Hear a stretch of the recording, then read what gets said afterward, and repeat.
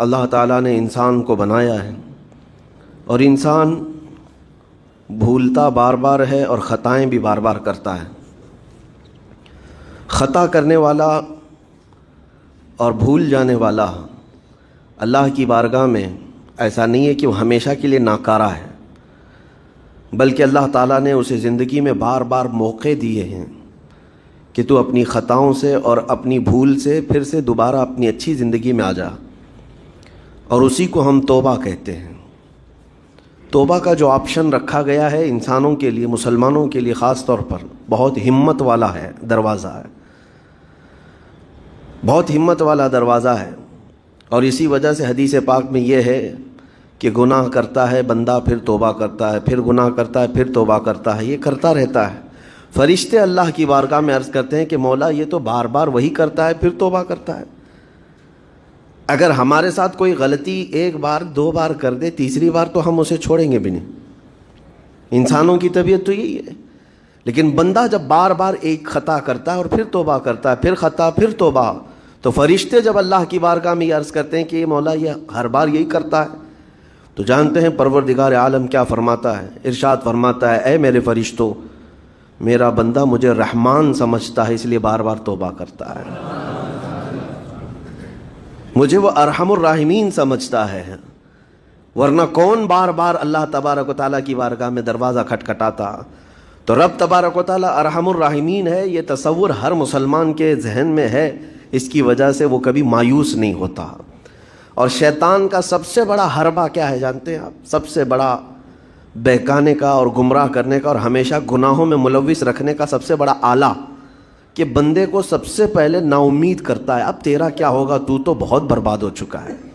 یہ جو خیال شیطان ڈالتا ہے دل میں، اس کے بعد پھر وہ بندہ جری ہو جاتا ہے، اب میرے توبہ سے بھی کچھ ہونے والا نہیں ہے، جو جس طرح زندگی چل رہی چلنے دو، ارے 50 سال ہو گئے اب تک میں یہی کرتا رہا، اب کیا سدھروں۔ یہ جو خیالات ہے یہ شیطان ڈالتا ہے تاکہ اس کی کفر پر موت ہو جائے، تاکہ وہ ہمیشہ گناہوں کی موت مرے۔ نا امیدی جو ڈالتا ہے شیطان، اب میرے ساتھ کچھ ہونا نہیں ہے۔ نہیں میرے عزیزو، رحمت عالم صلی اللہ تعالیٰ علیہ وسلم کی بارگاہ میں کیسے کیسے لوگ آئے اور ارحم الراحمین نے ان کی توبہ قبول کی۔ آپ کو ایک بات میں بتاؤں، سیدنا عمر ابن خطاب رضی اللہ تعالیٰ عنہ کا دور ہے۔ مثنوی شریف میں مولانا روم فرماتے ہیں، جنت البقیع آپ نے سنا ہوگا، قبرستان مدینے کا، مدینے کے قبرستان میں رات کے وقت ایک بوڑھا آدمی 80 سال کا جو بانسری بجاتا تھا اور اسی سے پیسہ کماتا تھا، اس کی بانسری میں بڑی اچھی لے تھی، بڑی سر اچھی تھی، لوگ سنتے تھے اور پیسے دیتے تھے، لیکن بڑھاپے میں جب سانس پھولنے لگ جاتی ہے، ہانپنے لگ جاتا ہے، سانس نہیں ٹھہرتی، تو بانسری کیسے بجتی؟ اس کی لے ٹوٹ جاتی، لہجے بدل جاتے۔ بوڑھا آدمی، اب اس کی بانسری سننے کو کوئی آتا نہیں تھا اور پیسے ملتے نہیں تھے، تھک ہار کر کے وہ آیا، رات کا وقت تھا، جنت البقیع قبرستان میں، 80 سال کی عمر کا ہو گیا ہے، اس نے بانسری توڑ دی، کہا زندگی بھر جس چیز سے میں کماتا تھا اب میری سانسوں نے جواب دے دیا، جسم پھولنے لگا ہے، سانس زیادہ آنے لگ گئی ہے، اب میرا کھانا پینا کیسا چلے گا؟ خیر ارحم الراحمین ہوں تو تیرا ہی بندہ، میرے اہل و عیال نہیں، میرے رشتہ دار نہیں، مجھے اگر تو بھوکا مارنا ہے تو اسی قبرستان میں مار دے، یا اگر میری زندگی باقی ہے تو میرے رزق کا انتظام کر دے۔ وہ رو رہا تھا 80 سال کی عمر میں۔ جب بندہ لاچار و مجبور ہوتا ہے تو پروردگار کو ہی یاد کرتا ہے۔ جانتے ہیں عمر ابن خطاب رضی اللہ تعالیٰ عنہ امیر المومنین مسجد نبوی میں تھے اور ان کی آنکھ لگی تھی، خواب میں رسول پاک صلی اللہ تعالیٰ علیہ وسلم تشریف لائے، کہا عمر اللہ کا حکم ہے جنت البقیع میں جاؤ، ایک بھوکا آدمی کھڑا ہے، اپنے گھر سے کھانا لے جاؤ اور اس کی ضرورت کا انتظام کرو۔ نیند کھلی تو آپ نے دیکھا اللہ کے حبیب صلی اللہ علیہ وسلم کی طرف سے حکم آیا اور رب ذوالجلال کا حکم ہے، گھر سے عمدہ کھانا لیا، توشادان لے کر کے، کچھ مال و متاع بھی لے کر قبرستان میں گئے، ڈھونڈا کون ہے یہاں پر، تو دیکھا کہ ایک ہانپتا کانپتا ہوا 80 سال کا بوڑھا روتا ہوا نظر آیا۔ امیر المومنین اپنے ہاتھ میں توشادان لے کر اس کے قریب گئے، کہا تو بھوکا ہے؟ کہا ہاں بھوکا ہوں۔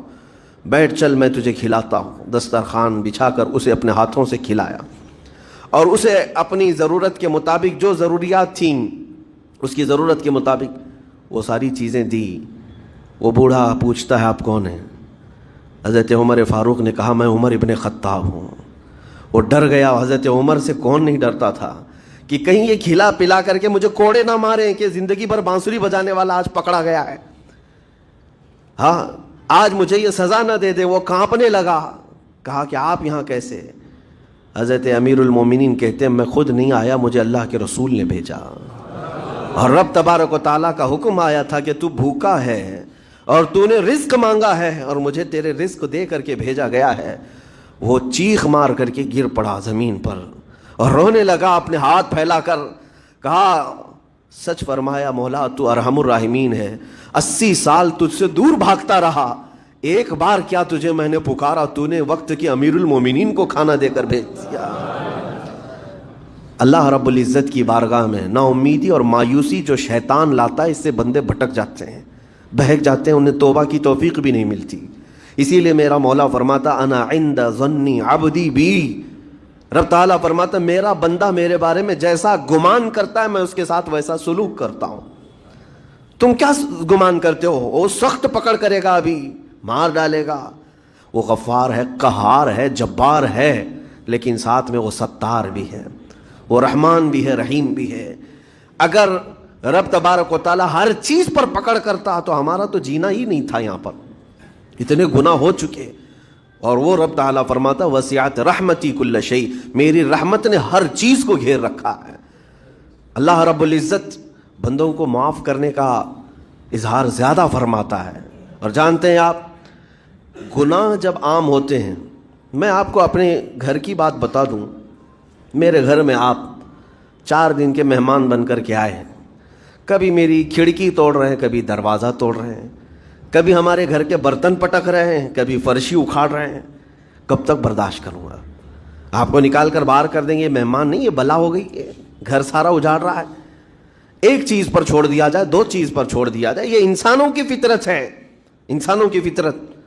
لیکن رب کائنات اپنی کائنات میں ہم بندوں کو اتارا ہے, ہم نے کیا نہیں بگاڑا اس, اپنے گناہوں سے اس کی زمین کو لال کر دیا. ہاں اس کی نافرمانی سے ہم نے اس کائنات کے رنگ کو بدل دیا. کھلے عام گناہ, ننگا پن, بے حیائی, عیاشی, سب کچھ ہوتا رہا. اس کی کائنات ہے, اس کی زمین ہے, اس کی سلطنت ہے. اور ان گناہوں کی وجہ سے جانتے ہیں آپ, سمندر اللہ کی بارگاہ میں عرض کرتا ہے کہ مولا تو مجھے اجازت دے دے, میں ایسی طغیانی لاؤں گا کہ یہ سب ہلاک ہو جائیں گے.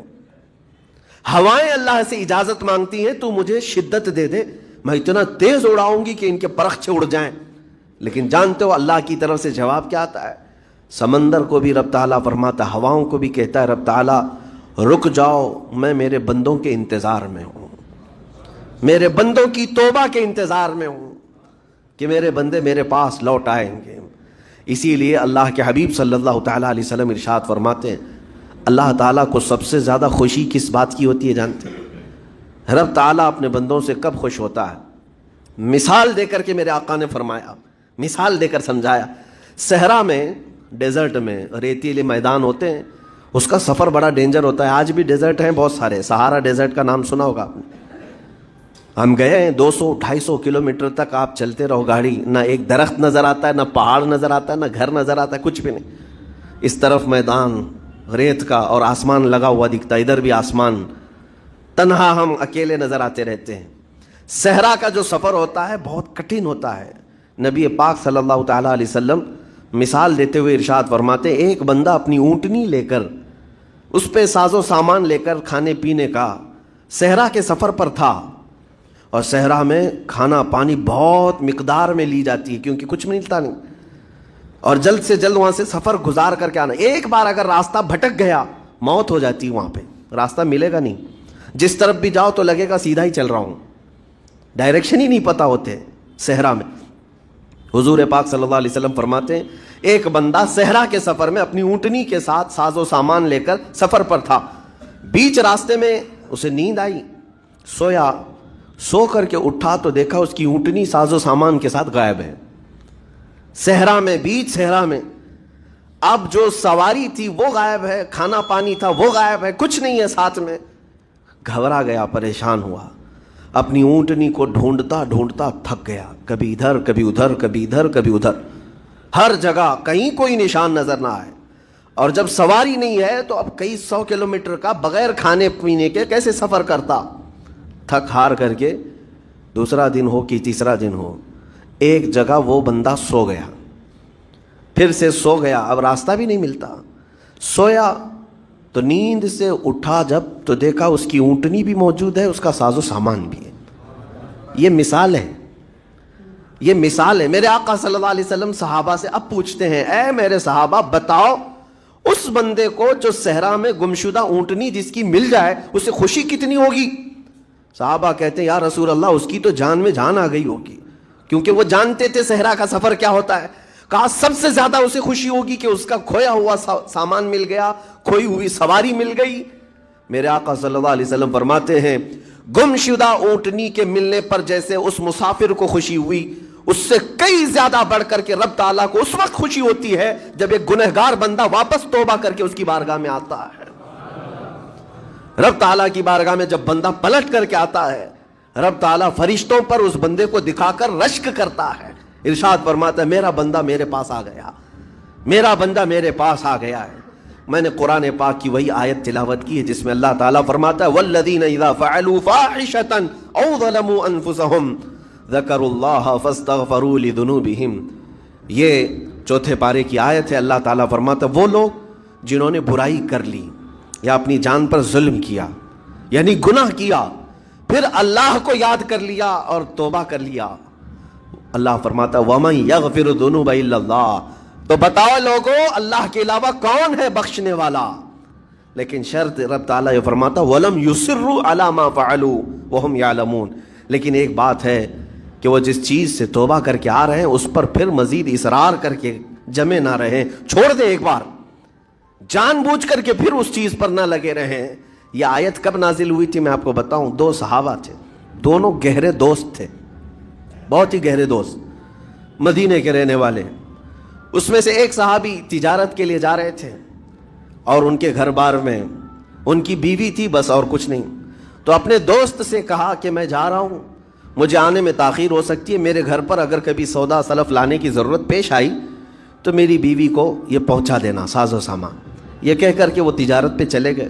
جو دوست صحابی تھے، دیکھیں صحابہ کے بہت سارے کام امت کے لیے درس ہیں، قیامت تک آنے والے مسلمانوں کے لیے وہ مشعل راہ ہیں۔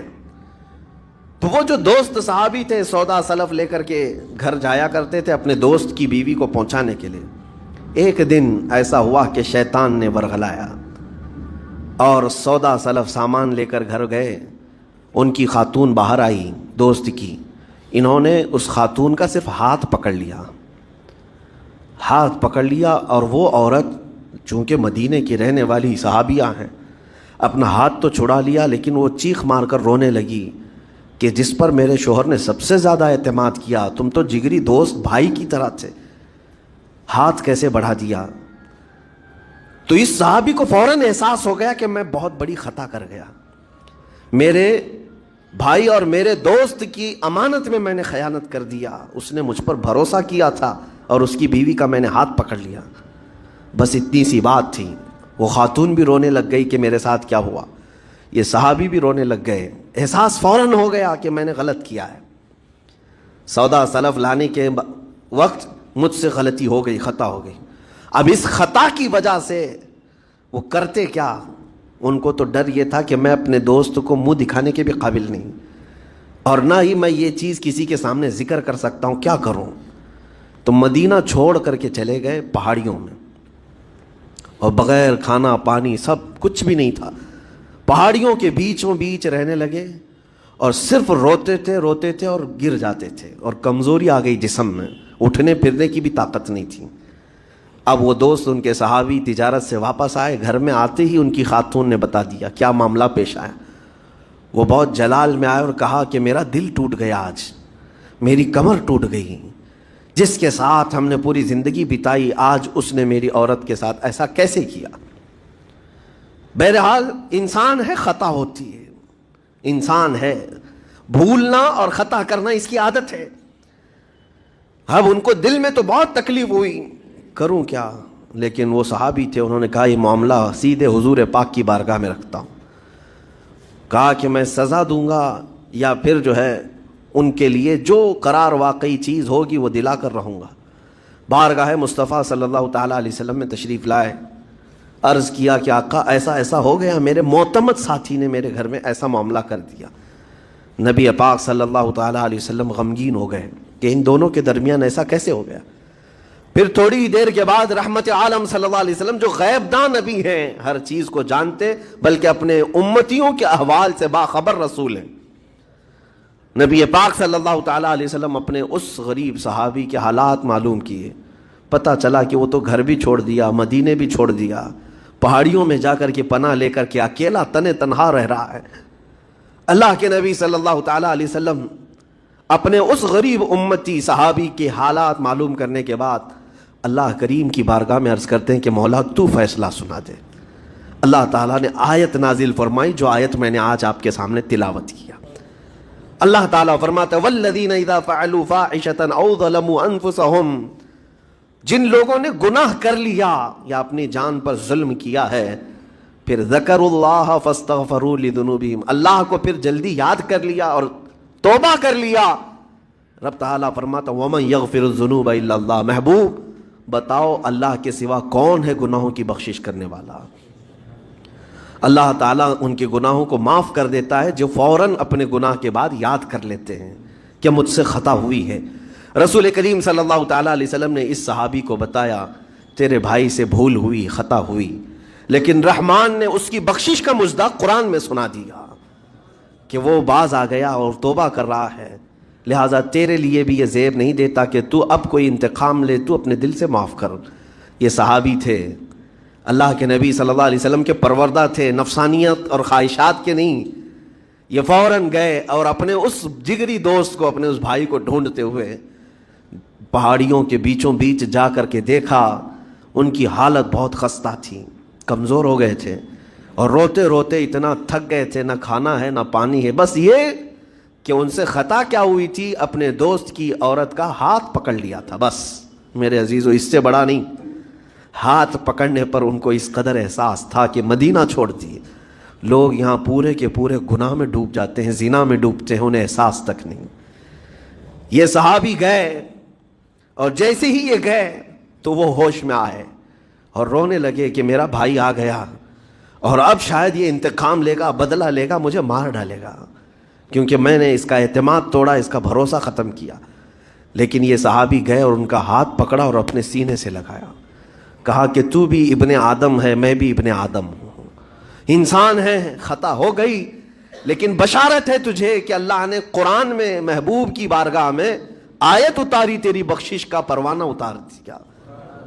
وہ اس قدر خوش ہوئے کہ اس صحابی کو تھام لیا اور کہا میں تو مایوس ہو کر پورے گھر بار سب چھوڑ کر کے آیا تھا، لیکن میرا رحمان خدا بندوں کو کبھی چھوڑتا نہیں، کبھی اکیلا ہونے نہیں دیتا، وہ مایوس نہیں کرتا. میرے عزیزو آج ہمارے پاس وقت ہے جب ٹھوکر کھائیں تو فوراً احساس ہو جائے، جب غلطی ہو جائے. غلطیاں کس سے نہیں ہوتی، گناہ سب سے ہوتے ہیں.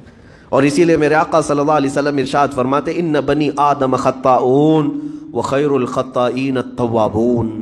آدم کی ساری اولاد خطا کرتی ہے، یعنی آدمی سب خطا کرتے ہیں، لیکن بہترین خطا کرنے والا وہ ہے جو خطا کرتے ہی توبہ کر لیتا ہے. توبہ کر لیتا ہے. کوئی رات تمہاری ایسی نہ ہو کہ بغیر توبہ کے سو جاؤ، کوئی صبح ایسی نہ ہو آپ کی جو اللہ تعالیٰ کی بارگاہ میں استغفار کر کے نہ شروع کرو. ہر دن توبہ کرو، ہر دن اللہ کریم کی بارگاہ میں استغفار کرو. اور قرآن کی ایک آیت میں آپ کو یہ بھی بتا دوں، 9ویں پارے سورہ انفال کی آیت ہے. اللہ تعالیٰ فرماتا ہے وما کان اللہ لیعذبہم وانت فیہم وما کان اللہ معذبہم وہم یستغفرون. اللہ فرماتا ہے اس امت پر اللہ عذاب ویسا نازل نہیں کرے گا جیسے پہلی امتوں پر آتا تھا. اس کی وجہ یہ ہے، پہلی وجہ یہ ہے کہ ان کے بیچ میں میرا محبوب آرام کر رہا ہے، رسول پاک صلی اللہ علیہ وسلم. دوسری ایک وجہ رب تعالیٰ فرماتا ہے وما کان اللہ معذبہم وہم یستغفرون. جب تک لوگ اللہ کی بارگاہ میں استغفار کرتے رہیں گے، استغفر اللہ ربی من کل ذنب واتوب الیہ، جب تک استغفار کرتے رہیں گے، اللہ فرماتا اس قوم پر اللہ عذاب نہیں نازل کرتا۔